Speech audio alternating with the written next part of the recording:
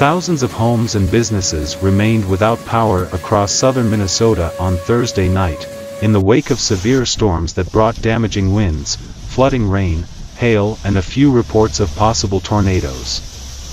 Wind gusts reached 90 miles per hour. The bad weather resulted in power outages, flooding, and dangerous driving conditions. The storms were responsible for at least one death, a woman who died in a crash caused by downed power lines along Interstate 90 near Worthington. Pedestrians caught in the storm trying to hold on to their umbrellas.